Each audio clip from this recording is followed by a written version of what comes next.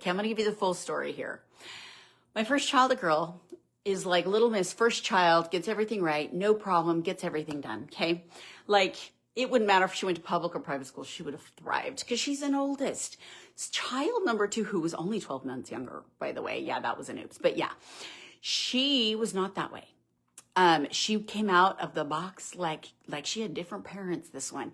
She didn't read. She wouldn't read. My oldest was reading at 4. She just taught herself because she wanted to. Child number 2 was struggling how to read still at 6 and 7 and 8. And I was like, what is wrong with this kid? And I'm thinking something's wrong with me. Something's wrong with her. I'm having her tested for all the things.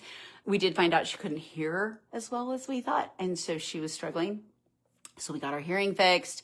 So I'm struggling with the second child and can't get her to read, can't figure out what's going on. And a friend of mine suggested getting the Dyslexic Advantage, a book on dyslexia and how dyslexics think. And what it does is it literally teaches you, it gives you examples, but it literally shows you how brilliant a child is who has dyslexia, how to educate the way they think, because they don't think the same. It's like, everybody in school is supposed to be on this path, but dyslexics are doing this and they don't understand it. But really the truth is it's a brilliance. And so what I read it out loud to her, the two of us discovered her absolute brilliance, which it really is. And then she started to flourish. She got this new confidence. Well, around 14, she finally hit the reading. We were working on her writing. It took forever, you guys. It took forever to get her writing until finally she was like, okay, Mom, I'll do it. I taught her Google so she could at least type because she struggled so much with her handwriting. Her brain worked faster than her hand could keep up. So she started doing typing. And then within a couple of years, and I did make her copywork and journal. That's all we did for her writing.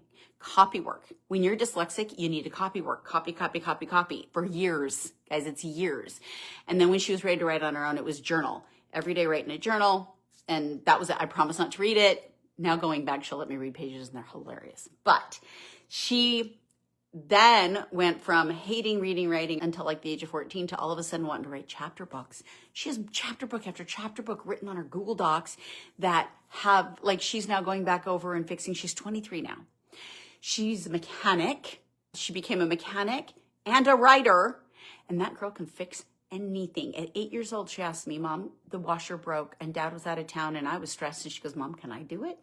So I found her YouTube video, stuck it in front of her, walked away to take care of a crying baby, came back and she had fixed the washer at 8 years old. Because that's how her brain works. It was more mechanical. And that's when I realized mechanical brains and language brains don't do the same thing. My first daughter speaks 2 languages. This music, language, she just has this vocabulary and understanding. My second child struggled with language her whole life, but then mechanically and mathematically, brilliant. This child could build anything, create anything. Her name's Ariah, and she Ariah-fies things. She just makes them blingier, prettier. And she has this amazing talent. And now at 23, she is sharing it with the world as a female mechanic. Problem is she's 5'2", teeny tiny, gorgeous. And that's hard to be a mechanic when you look like that. And nobody trusted that she had the knowledge. So there's some issues she's having to work with.